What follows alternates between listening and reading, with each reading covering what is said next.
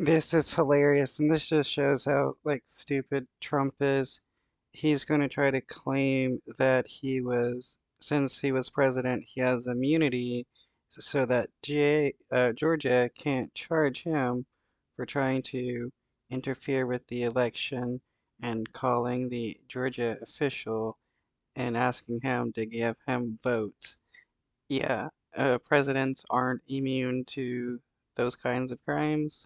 Past impact the present and future. That is the legal strategy attorneys representing former President Trump here in Georgia are now using. Trump's attorneys are trying to get charges in his Fulton County case dropped. A court filing today claims the former president can't be prosecuted because he had immunity when the alleged crimes were committed. Atlanta News. And so again, he's trying to say that he's immune from asking Georgia officials to give him their votes because he was president. That is just hilarious, and it shows how stupid he is. News first political reporter Doug Reardon is live tonight outside the Fulton County Courthouse. And Doug, the former president is trying to stop or at least slow down the prosecution. Right, Blair. It's pretty common knowledge that sitting presidents enjoy a level of immunity while they hold the Oval Office. And so best case for Trump here in any scenario is that these charges do get dropped. But that is very unlikely. What's more likely, and probably the move here by his attorneys, is a delay, possibly one in his best case scenario until after the 2024 election takes place.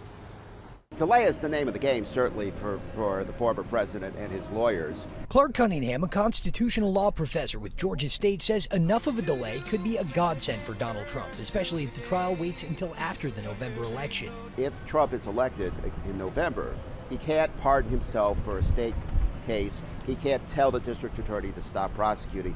But he can argue that while he is president, the pause button is hit for prosecution, and he might succeed. That's something we need to change, that presidents can't be indicted when they're president because it allows people to get away with crimes. With that.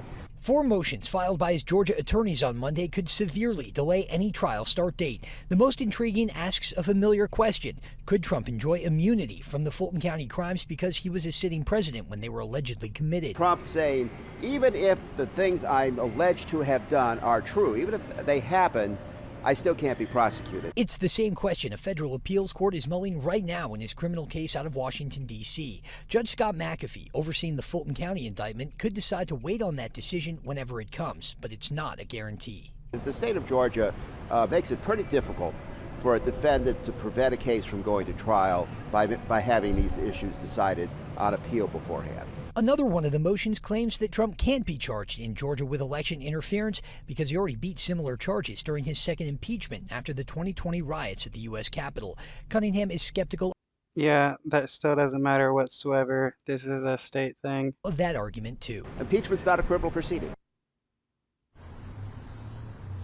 And just as a note on where we are in all this, today is actually the last day that attorneys for any of these defendants in the indictment can file motions. So this will be